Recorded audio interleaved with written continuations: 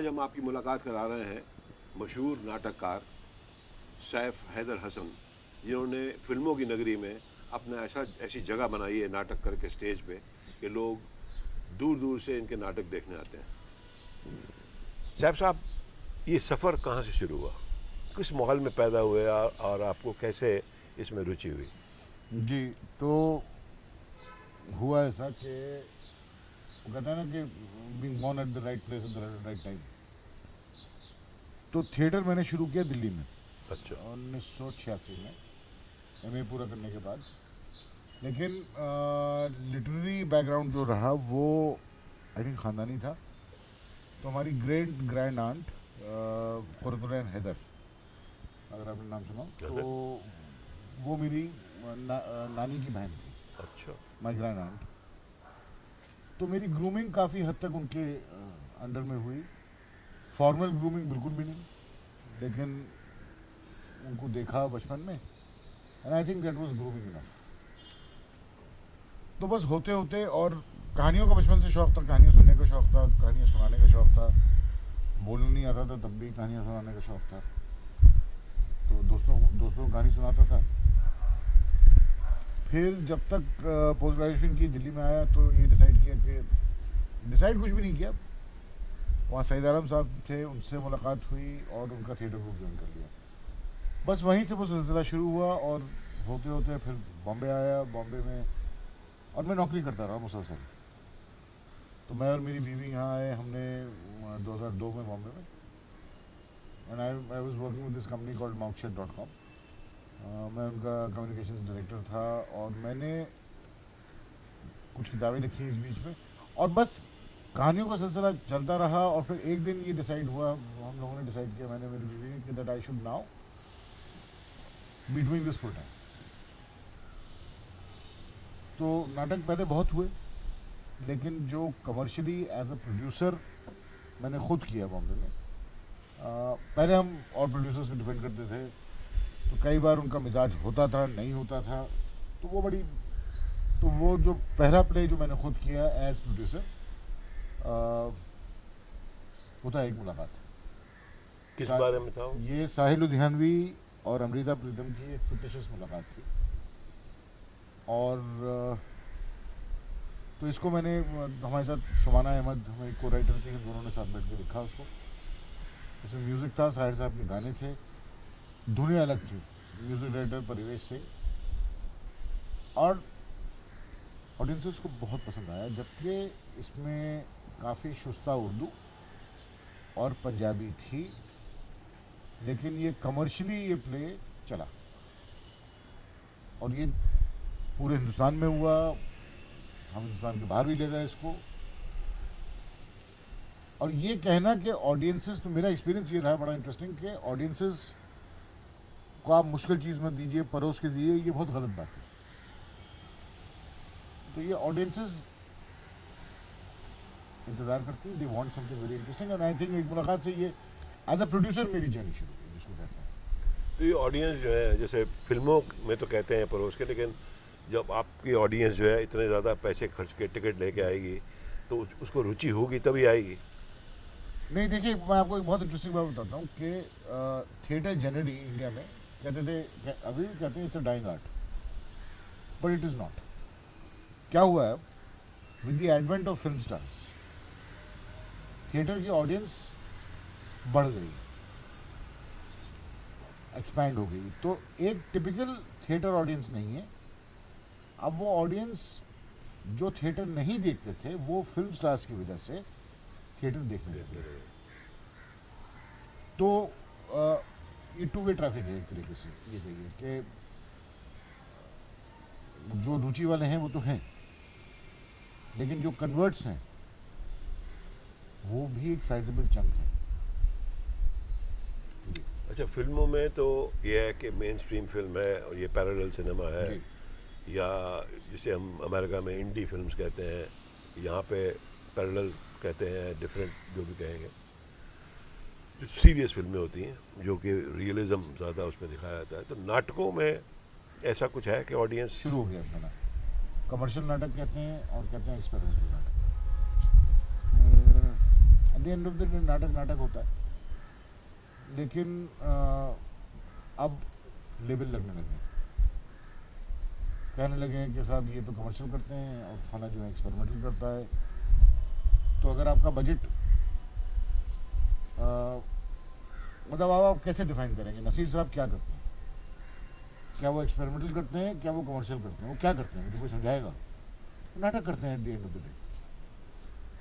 तो ये ज़रा ये लेबल लगाना थोड़ी जाती वाली बात है, और आई थिंक ये होना नहीं चाहिए। नाटक नाटक होता है अपने हर नाटक का, जैसे हर फिल्म का अपना एक बजट होता है वैसे ही हर नाटक का अपना एक बजट होता है, जैसे हर फिल्म का अपना एक विजन होता है वैसे ही हर नाटक का अपना एक विजन होता है। तो जर्नी सबकी अलग होती है, तो उसको लेबल लगाना बहुत अच्छी बात नहीं है। और कितने ऐसे प्रोड्यूसर्स हैं नाटक के जो कमर्शियली जी वायबल नाटक दिखाते हैं? बहुत हैं। बम्बई में तो ये it's coming up in a big way. जैसे अश्विन गिडवानी साहब हैं, फिर मैं डायरेक्टर्स की बात नहीं कर रहा हूँ, मैं प्रोड्यूसर्स की बात कर रहा हूँ। अनुपम खेर साहब ने प्रोड्यूस किए कुछ बड़े अच्छे, अभी उनका चल रहा है मेरा वो मतलब नहीं था, जिसमें खुद एक्टिंग भी की उन्होंने, नीना गुप्ता और उन्होंने। तो हिंदी और अंग्रेज़ी दोनों, लिरिल दुबे हैं वो अंग्रेज़ी करती हैं। तो आप ये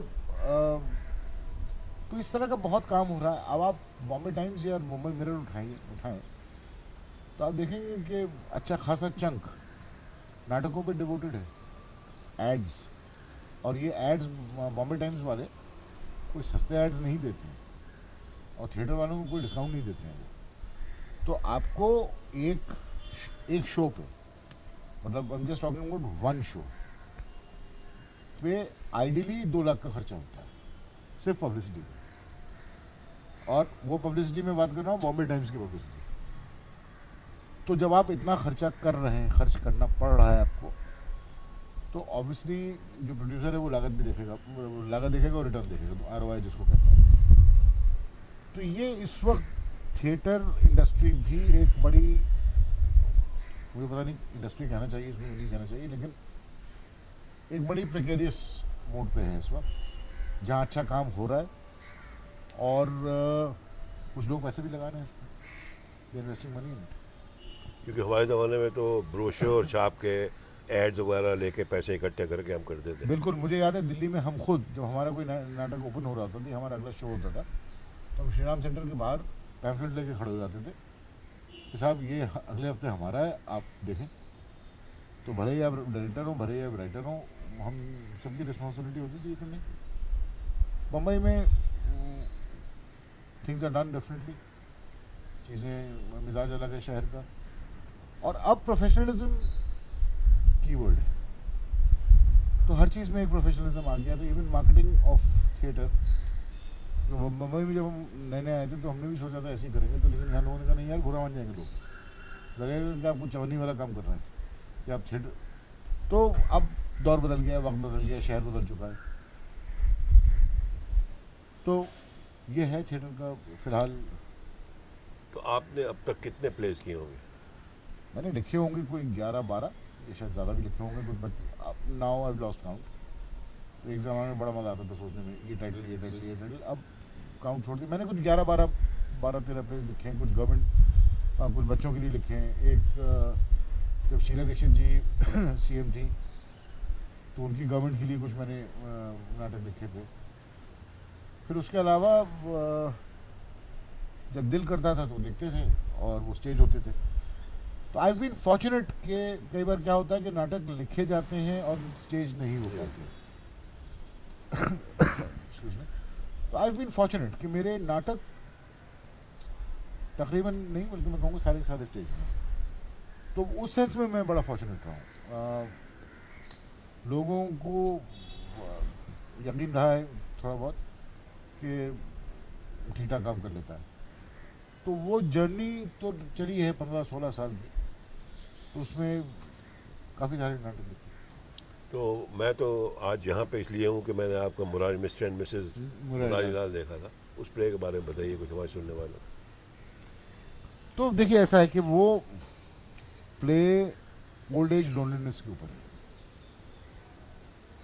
उसमें मैंने जो उसका बेसिक थॉट ये था कि क्या बुढ़ापा एक कर्स है, और बुढ़ापे के साथ जो एक लोनलीनेस आती है उसको मात कैसे दिया जाए।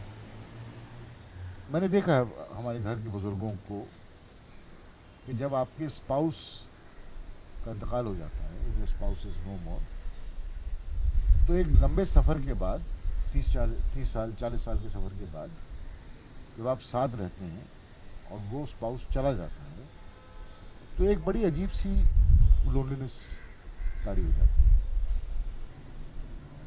तो मिस्टर एंड मिसेस मुरारी लाल इसी लोनलीनेस के बारे में है, लेकिन उसको कहा गया है ज़रा रंगीन मिजाजी से। तो जयंत दलवी साहब का प्ले है संत छाया, बहुत लोग स्टेज कर चुके हैं, आपने देखा भी होगा। हाँ, तो ये नादरा जी भी करती हैं मामले में, वो इसी सब्जेक्ट के बारे में है, but that is a very grim take on that.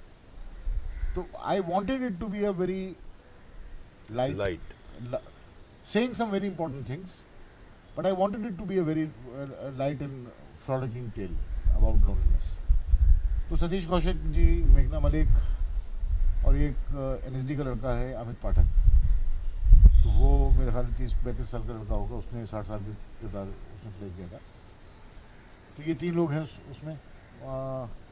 Music इसमें भी परिवेश सिंह का है, और इसमें कुछ अमित कुमार साहब जो हैं उन्होंने गाना गाया है, किशोर कुमार के बेटे जो हैं। और एक मेरे फेवरेट सिंगर हैं शैल हाडा, जो तकरीबन मेरे सारे प्लेस में गाने गाते हैं। वो संजय बंसाली साहब के राइट हैंड मैन है म्यूजिकली, उनके लिए गाने का सावरिया का टाइटल ट्रैक उन्होंने गाया। तो वो I been lucky that he is been singing all my songs, एक मुलाकात से लेके और गर्दिश में तारे और अब मिस्टर मिसेस मुरारी, तीनों में शैल ने गाने गाए। तो मुरारी लाल और प्लेस की तरह भी म्यूजिकली स्ट्रांग है, पैकेज है जिसको मैं कहता हूँ कि मैं अपने नाटक पैकेज बनाने की कोशिश करता हूँ, क्योंकि आज जो अब ऑडियंस आ रही है इतना पैसा खर्च करके, तो उसके मिजाज के हिसाब से है। और आइंदा क्या करने का प्लान है 2 नए नाटक हैं, बहुत जल्दी अनाउंस करूँगा। एक लिख चुका हूँ, एक अब लिखने वाला हूँ। 2019 से ये रोल आउट हो जाएंगे, 2018 से, सॉरी जनवरी से ये रोल आउट हो जाएंगे। अनाउंसमेंट्स एक आध के और होंगे। तो बहुत एक्साइटिंग प्रोजेक्ट्स हैं, मुख्तलिफ हैं, एक बहुत बड़े बजट का है और एक सोलो है, तो वो अनाउंसमेंट्स बहुत जल्दी होंगे उसके। अच्छा, आप काफ़ी देर से यहाँ बॉम्बे में हैं जी। तो फिल्म फ्रेटर्निटी और नाटक जो करते हैं, इन आपस में इनके संबंध कैसे हैं? बहुत अच्छे हैं, बहुत अच्छे हैं। बहुत सारे फिल्म एक्टर्स हैं और डायरेक्टर्स हैं जो शोज़ बहुत रेगुलर, थिएटर शोज़ रेगुलरली देखते हैं, बहुत रेगुलरली देखते हैं। और वो पृथ्वी थिएटर से लेके और NCPA से लेके सोफाया और सेंट एंड्रूज सब जगह आते हैं, और बहुत रेगुलर हैं ये लोग सब के सब। दूसरा, बहुत सारे फिल्म एक्टर्स अब थिएटर करना शुरू कर चुके हैं। तो नसीर साहब तो हैं ही, शबाना जी हैं, शबाना आज़मी वो थी, अनुपम खेर हैं, तो ये तो है ही, these are the usual suspects. लेकिन उसके अलावा बहुत लोगों ने शुरू किया था। अब जैसे मिसाल के तौर पे दीप्ति नवल ने हमारे साथ, that was her first foray into theatre, तो दीप्ति नवल आई। फिर शेखर सुमन ने बहुत ज़माने बाद थिएटर शुरू किया, NSD श्री राम सेंटर में करते थे, वो रेपेट्री का हिस्सा थे, वहाँ से शुरू किया था उन्होंने करियर, तो वो वापस आए थिएटर। नीना गुप्ता जी ने अनुपम खेर साहब के साथ शो किया। सतीश कौशिक साहब आए, उन्होंने सेल्समैन रामलाल किया था फिरोज खान साहब के साथ, तो वो उन्होंने वापसी की मिस्टर एंड मिसेस मुरारी लाल से। किरण कुमार साहब ने थिएटर किया। बहुत ऐसे लोग हैं, असानी जी थिएटर कर रहे हैं, तो मैं अगर दिलीप ताहिल थिएटर कर रहे हैं, तो मतलब मैं जैसे जैसे आपको जवाब दे रहा हूँ मुझे नाम याद आ रहे हैं। तो जो आप तो ये कहीं बड़ी इंटरेस्टिंग सी ओवरलैपिंग हो रही है। मैं पिछले कई 2-4 साल से ये चीज़ कह रहा हूँ कि बहुत जल्द ये वक्त आएगा, बहुत जल्द, कि हो सकता है 10 साल के अंदर, मतलब बहुत जल्द से मेरा मतलब है 10 साल में, कि आपके बड़े से बड़े सितारे, the biggest stars, will also be doing theatre at the same time. अब मसलन अब विशाल भारद्वाज जो है वो ब्रॉडवे पे एक शो कर रहे हैं मानसून में डे, मीरा नायर के साथ। संजय लीला बंसाली ने पद्मावती किया पेरिस में, और वहाँ वो पिटे भी नहीं। तो संजय लीला बंसाली ने वो किया। तो देखिए कहीं ना कहीं ये ओवरलैपिंग शुरू हो चुकी है, और जो थिएटर का एक कॉन्सेप्ट था कि ये झोले वाले हैं और फिल्म वालों को था ये सिर्फ पैसे वाले हैं, वो डिफरेंस अब खत्म हो रहा है, वो धीरे धीरे खत्म हो रहा है। और मैं आपको मार्क माय वर्ड्स, 10 साल के अंदर the biggest acting talents from cinema will be in theatre. ये नहीं कि उनका सिनेमा का खत्म हो जाएगा, साथ साथ करें। साथ साथ करेंगे वो। अच्छा, कुछ मैं नहीं पूछा जो आप कहना चाहें? नहीं, आपने बहुत इंटरेस्टिंग सवाल पूछे। नहीं, कुछ और आप अगर कुछ कहना चाहें तो? नहीं, देखिए ऐसा है कि मेरा एक मानना है कि जब हम फिल्म देख के आते हैं या कोई प्ले देख के आते हैं तो एज एन ऑडियंस, और ये बहुत नेचुरल भी है कि हम 5 मिनट के अंदर उसको जज कर देते हैं, तो उसके अंदर हम ये भूल जाते हैं कि बहुत सारी एफर्ट गई होती है उस प्रोडक्ट को बनाने में। हम कहते हैं नहीं यार मज़ा नहीं आया। अब मैं आपको उसका एक वाक़या बताता हूँ कि हमने हमारी एक दोस्त है, कुछ बात हो रही थी कागज़ के फूल की, तो बोली अरे बड़ी थकी हुई फिल्म। तो मेरा मानना ये था, मैंने कहा भाई ज़रा नाप तोड़ के जवाब दो, और मतलब मैं अपनी प्रेफरेंस की बात नहीं कर रहा हूँ, लेकिन जो हम कहते हैं कि ऑडियंस कभी कभी बहुत ज़्यादा बेदर्द हो जाती है। सो कहीं ना, अच्छा दूसरी चीज़ क्या है कि हाँ कभी कुछ बहुत ख़राब काम भी होता है, लेकिन वो आपको पता रहता है कि ये यार इसकी ग्रामर ही गलत है, वो एक अलग चीज़ है। लेकिन मैं कई बार बात कर रहा हूँ कि अगर कोई प्रोडक्ट जिसके अंदर 70% अच्छाइयत आपको दिखे, I think as an audience you should be kind, not just kind, you should be approving of it and be vocal about it, rather than saying, आपने वो मिसाल सुनी होगी ना कि लोग खाना खाने जब बारात में जाते हैं तो जो प्लेट उठाते हैं, खाने मज़ा नहीं आया यार।